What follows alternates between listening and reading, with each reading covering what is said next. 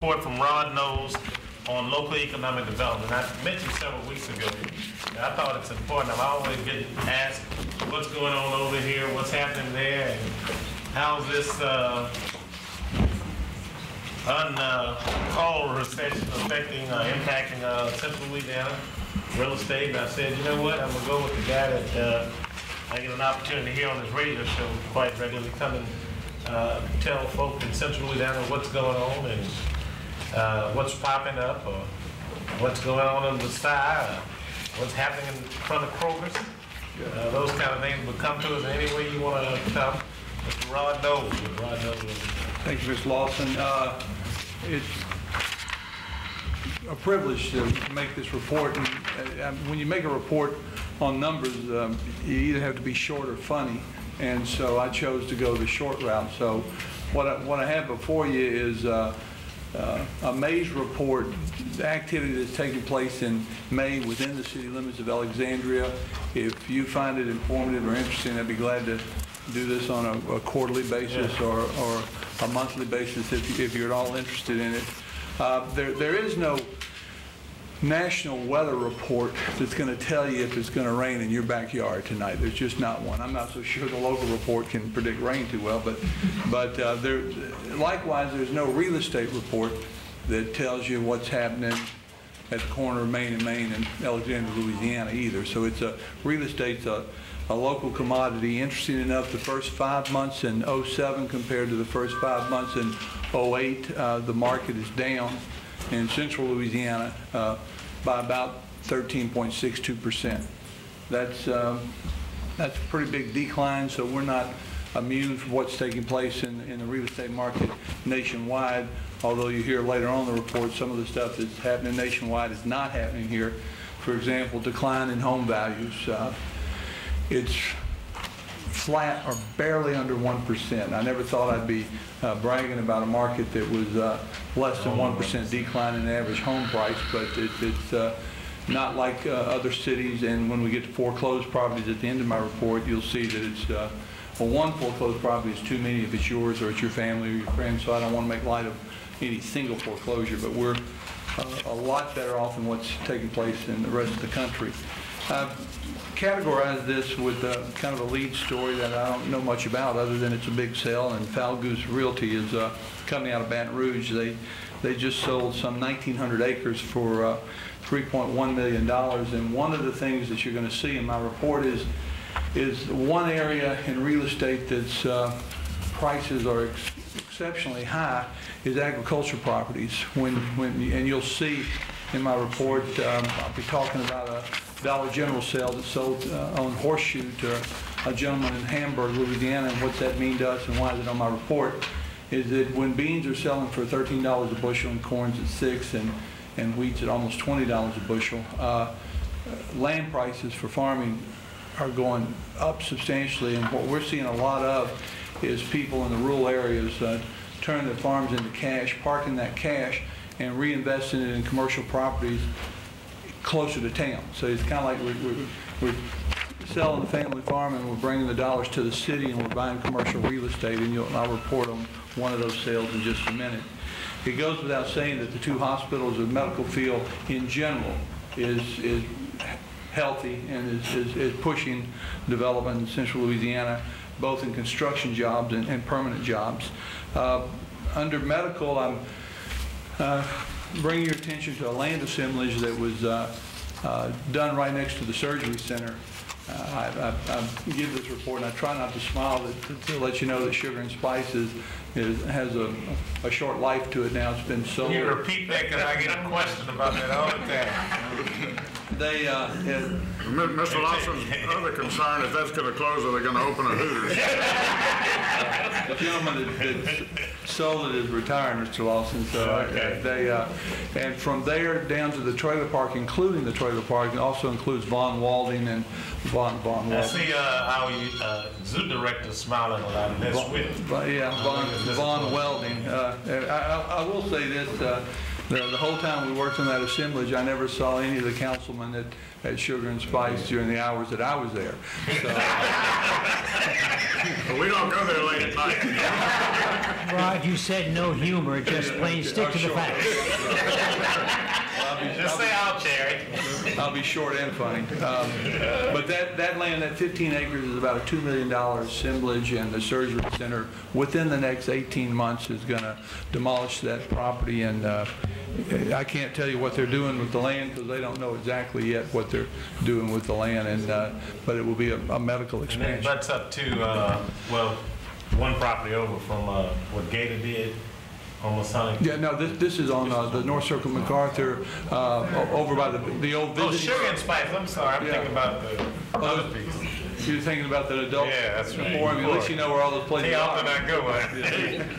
They're interchangeable, man. It goes to both of them. That's staying. That's It's a staying. big piece too. But that 15 acres there is going to be cleared out, and the North Circle, you know, your Bolton is anchored at one end by the state police, the other end by the city police, and now the medical complex, and so that area has taken on a momentum of its own.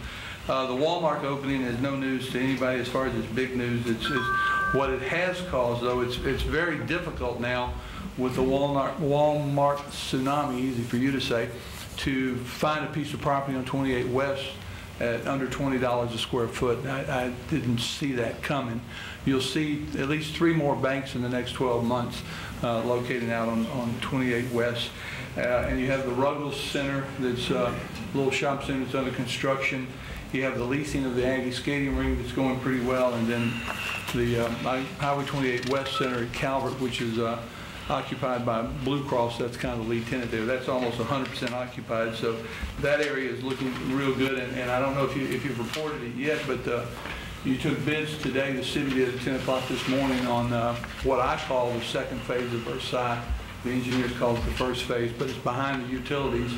And you had 5 bidders and a 10% variance over 5 bids, and the low bid came in to Progressive Construction, some $400,000 under budget. So that's really good news for that project, and it's within 3 years with that road being finished. 28 West has got kind of its own life. Under retail, MacArthur Village has about $4 million under construction. Hastings Books and Records has announced. Staples is rumored. We're not working that deal, so I don't know for sure who it is, so I can say who I think it is. And then West Texas Roadhouse, a steakhouse that competes with the likes of Logan's and Outbacks, is going there, and some other. The improvement to the mall entrance on Broadway. That Roadhouse that will make sure people, that's going to be in front of the program. It's as you face Applebee's on the service road, it's immediately to the right. It's on Texas that, Roadhouse. we refer to it as that green site where the grass is right there in the front. The improvements to the mall road off of Broadway has really created some renewed interest in that section of town. Now, one of the things that as you look at sales tax with the new Walmart, in my opinion, this is the world according to Rod, that the numbers are going to be skewed slightly because the traffic jam that's caused by the road construction, expanding the existing road, is keeping customers away from that particular road. And so I think the numbers, it'll take a little while before you can really see accurate numbers of what's taking place at the Walmart by the mall and what's taking place out at 28 West. We talked about this Dollar General sale. You know, $1 million sale, we may find later on is just not something that the council's interested in, but the thing that I find interesting is that piece of property was on Horseshoe and MacArthur Drive. A new Dollar General went in behind what we used to call the old Ewing Pools when it was located over there. Mr. Grimion developed that, and then he sold it to an investor who had sold their farm and come to town, so to speak, and I think you're going to see more of that. One of on the weak side of retail, $4 a gallon gasoline has a real impact on retail tenants, and I've been talking to landlords and properties that we manage. There's some of your bigger tenants in town are a month, 2, 3 months behind on their rents right now, and I think it's a harbinger to seeing some more vacant space in the market, especially if gasoline continues to stay at the price that it is. Current soft spots in the retail market are the continued leasing efforts of the mall. They're not doing as well as they wanted to. The Kaplan's building, a great building, we really don't have any significant interest on that. The Office Max next to Albertsons is still vacant, and the McKesson's building is a big part of that's vacant and still in play. But that's pretty healthy from a historical perspective, that new construction, retail, new areas going, and no big new vacant boxes coming on the market. So that's, I consider that really healthy compared to what's taking place in the rest of the economy. The second page, you'll see new home sales and lot sales for just the month of May. And some of you are going to give me your opinions, even if I don't ask for it. But some of you, I'm going to ask for your opinions if this was helpful. I'd be glad to do it again. You'll see that an anemic pace of 7 new houses. 7 new houses. That's really slow when you compare. In '06 we had 480 new housing starts, and if you annualize 7 new houses, that's under 100. And May is typically a month where we would see 12 to 20. 1 month the market doesn't make, but that certainly deserves watching. And then new lot sales. When you see only 3 close, fortunately 2 of them are in a subdivision that I have an ownership interest in, so I can say that we have 33% of all the market of closed lots in Alexandria, in the city limits. If you torture numbers sufficiently, they'll confess to about anything you want them to. And then the last part of my report is this marketplace is not faced with a large round of foreclosures. I've got my own editorial opinions on why that is. Again, if it's your property that's being foreclosed on, 1 is too many. What I've done in my notes, I've just said who the lender was and what the subdivision was. I didn't put anybody's names, although it's a matter of public record. But there were only 3 foreclosures in the month of May where the properties. Now here's what I measure: they come from the lenders to the market.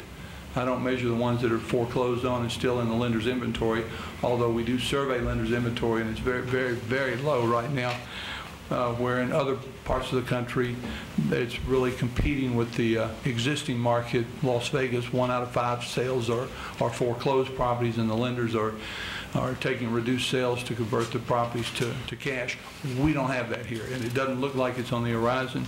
We did have a piece of property, a development, that went back to the lenders, Alexandria North Park. There was some partnership disputes and some illness of one of the partners. The lender's taking it back and immediately sold off a piece of it to somebody that's going to put it in commerce, and that's a development that you'll see jump-started back and I think doing pretty well. Mr. Lawson, I don't know, we were kind of testing this to see if it's worthwhile. If you have any questions, Smith. Mr. Smith? On the first side, when it's finished, what do you think the economic impact, taxpayers, You know, the last road that the city built was connecting I-49 to the mall. Many of y'all were on the council. Many of the people in the audience were on the government staff to see that happened. I think that was so important that it paid itself back in probably under 2 years. What's taking place on 28 and the fact that we've been so long since we've had a new road, I think you're going to see with the sales tax, and there's no way to quantify this, but it's just my prediction, sales tax and ad valorem taxes, you're going to see a payback on that in less than 5 years. One of the things that we've done at our office, just as a joke, is if you look at Versailles as the spine, and you look at all the roads that feed into Versailles as the ribs, I don't think there's anybody that can name all the streets that will eventually tie into Versailles to keep people from not having to go to Jackson Street or 28 West to move up and down Versailles. So it's it's a great time to be doing this. Your timing is just right, and I think it's a 5-year payback now. You know, I say that, and it's awful self-serving in that we're the manager of the Lake District. I don't have an ownership interest in it, so but I personally benefit from my profession and additionally as a taxpayer. But Mr. Smith, I think it's a 5-year payback. And so far, the first 2 bids that came in for the deep sewer that Riley Construction is working on, and the bid that came in this morning that Progressive was the low bidder on. And interesting enough, with 5 bids, you had a 10-point variance. That was pretty competitive, and it came in $400,000 under what I understand was in the engineer's budget for that. So you can't do Rarely hear soon. under in these chambers. I think Mr. Johnson, after Mr. Smith finished it. Mr. Johnson. Mr. Knowles, you talked about several locations on your soft spots, but one place of interest I have concern is the McKesson building. Do you see a future in that facility? I do see a future in it, Mr. Johnson. It's if you see a piece of property, this is my theory, that should be in commerce and it's not, there's usually some people chemistry involved with the flip side of that. McKesson and I mean corporate America can spend their money the way they want to, but they spent $6 million, they being McKesson, and the interior finishes to that building, and they were a tenant, and they stayed there 14 months and closed it. But Parada is still on the lease, so the landlord isn't motivated. They're just not hungry. You know, it's like an athlete. Every month. It's an athlete that has no competition. They don't play at the top of their game, and so we may have to wait several more years. But that is a jewel of an asset that's being grossly underutilized, and there's a play for it, but. Stars and the moon kind of have to line up personality-wise. Yeah. Thank you. What do you think, put you on the spot, significant things, if you have to name 3 things we can do to continue to revitalize downtown and move down towards the 3rd Street area to foster economic development? A combination of public and private, and again, our downtown, when comparatively speaking, and it's good that we're never happy with the fact that we're doing well from a comparative standpoint, but you look at other small towns across the South and see what they look like infrastructure-wise, and you look at our city and you say, well, we're doing okay. We're doing okay. I don't know what it's going to take to get people to live in the Central Business District. We own the Masonic Building. We designed a condo complex. We did a 125-person survey on who would likely buy a condo, and we had 0.